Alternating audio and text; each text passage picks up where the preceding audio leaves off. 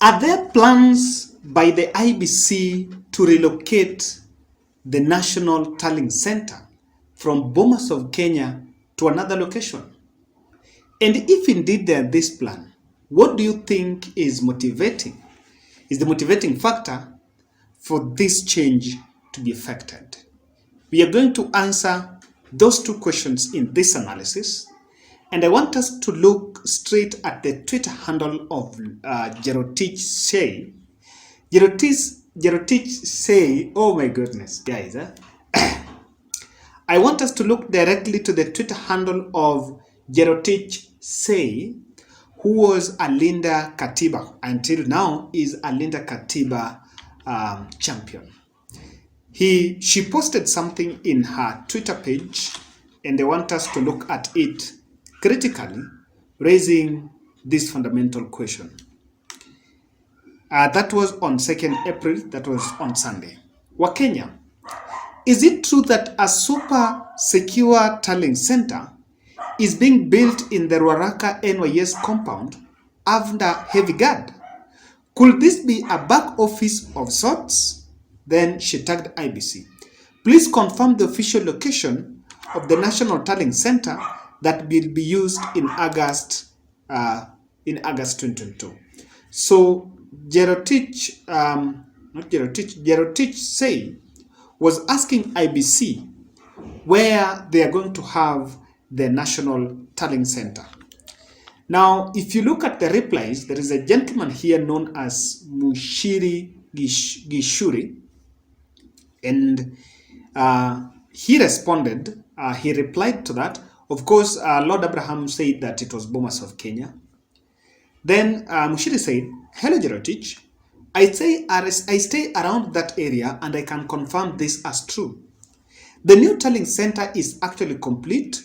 Cabros 2 ndio zimebaki, and it's almost equipped, fully equipped.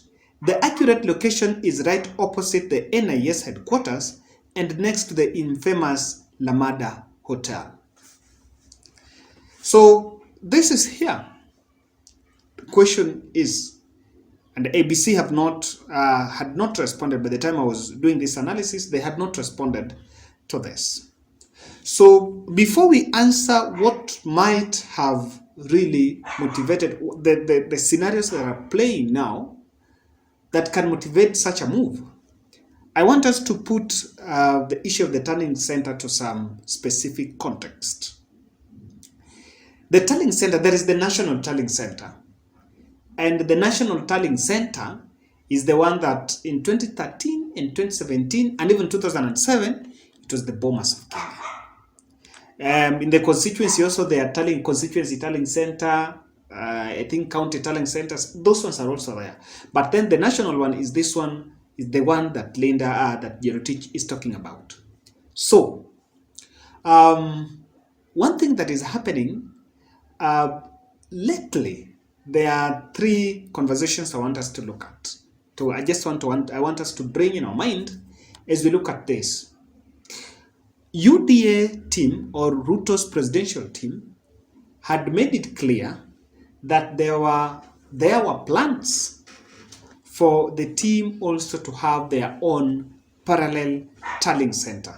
So the conversation of a tallying center did not start yesterday.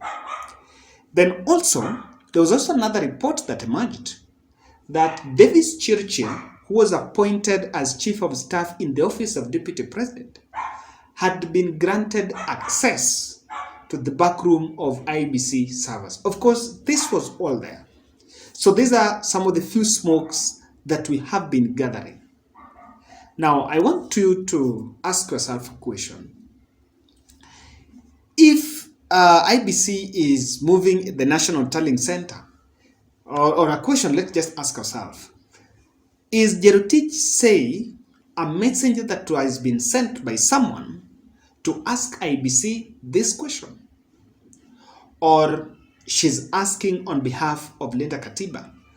Because there is no constitutional change, or there is no constitutional clause that IEBC can flout by changing that location. So I also want to believe that could it be that maybe people who are looking at around election preparedness, they're asking these questions just around the election preparedness and being sent by the electoral players and the electoral players and political parties and the contestants. So that is there. Now I want us to look at what exactly can motivate IEBC, or what will be the motive behind IEBC to change the National Tallying Center from Bomas of Kenya. Ladies and gentlemen, before we do that, I want to kindly request you to subscribe to our channel.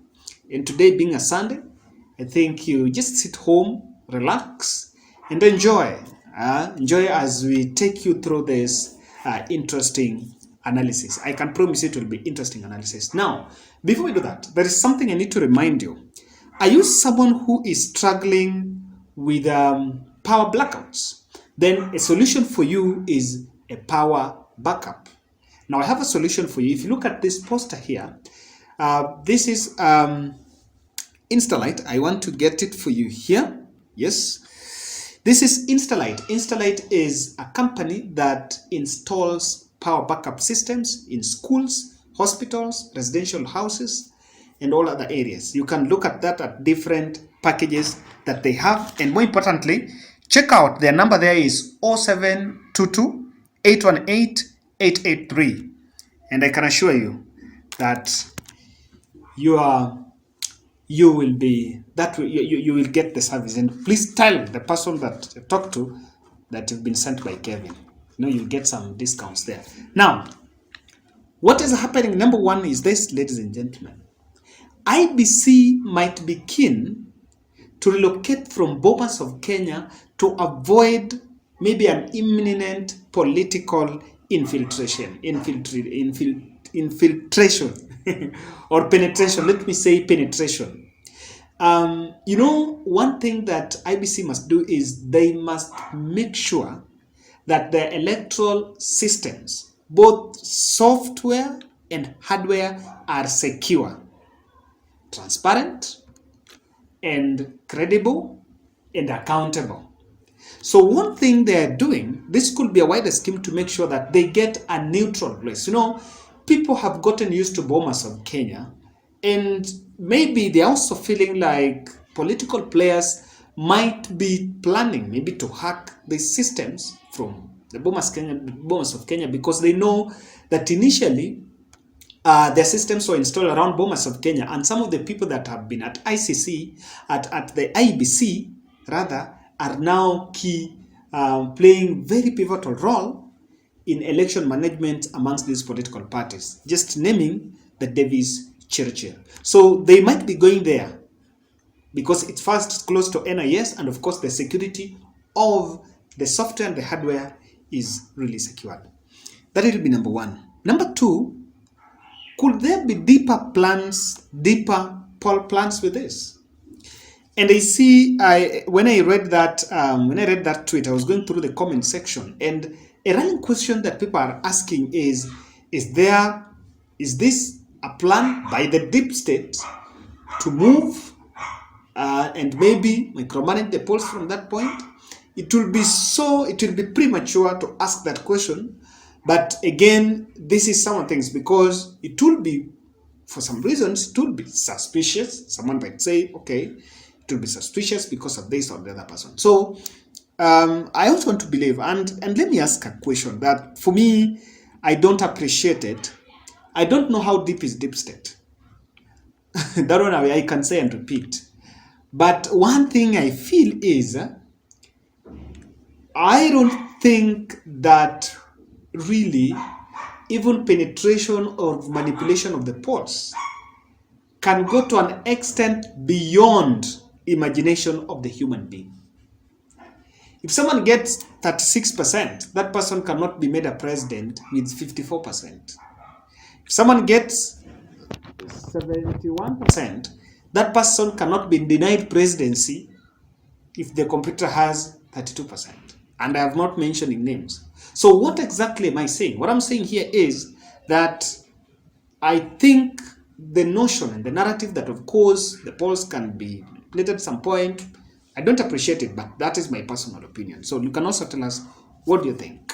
During the last year event at the Bomas of Kenya, the 50th anniversary, the tourism CS Najib Balala told the CEO of Bomas of Kenya, that is Mr. Paul Gita, if I'm not wrong. I remember that event because I covered it. By the time I was still in media, so I covered it. And he told Paul, the CEO, that the government will inject huge funds in the Bomas of Kenya so that it is transformed into an ultra-modern facility, and that is aimed at increasing, or rather to upscale, the cultural and business tourism in that center. It's a cultural center, but also a business.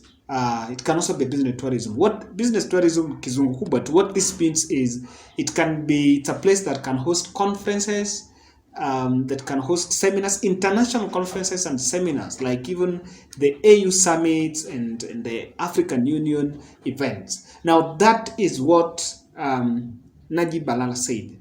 But again, that plan might have interfered with the IEBC's plan to use that Bomas of Kenya, because IEBC also mentioned that they needed some budget for renovation of Bomas of Kenya so that it could be used. So maybe because of budget constraints, there is a high likelihood that they are changing from Bomas of Kenya to the other place, which is now the NOS Ruaraka. One thing that I think is also here, apart from the budget constraints, I think is also the security during that electioneering period. One thing that is here is this: the Bomas of Kenya, yes, it's a place that can host many people and many political players. You remember the history when 2007 and all that. But again, I feel that if the tallying center is going to be relocated, there is a likelihood that the capacity might be scaled down. When that capacity is scaled down, that means that the number of political players that will throng that place, even after the election, like the delegates that will be allowed in, might be few. And this is a strategy to make sure that it becomes manageable and there are no security lapses. I want to differentiate this is my point number one with political infiltration, because that will be hacking the system by the political players. Then you also have to look at it. If it's in Ruaraka, that is adjacent to NIS, one of the most highly protected political infrastructures in this country. And someone might ask, I saw one of the Twitter users saying here, is it being taken by military? No, I don't think. That is taking the conversation too far. Let me see. Charles is saying, good thing is that final president's results are announced by IEBC, so continue yapping about political polling stations. Someone saying something here. Musalia Mudavadi confirmed that they were offered this solution by Matiang'i during State House meeting. Remember that revelation by Matiang'i, by Musalia Mudavadi, that they were once told that if they stick in Oka, they will be boxed there and they will be handed the presidency. So all this is here. Ladies and gentlemen, tell us, what do you think will motivate such a change?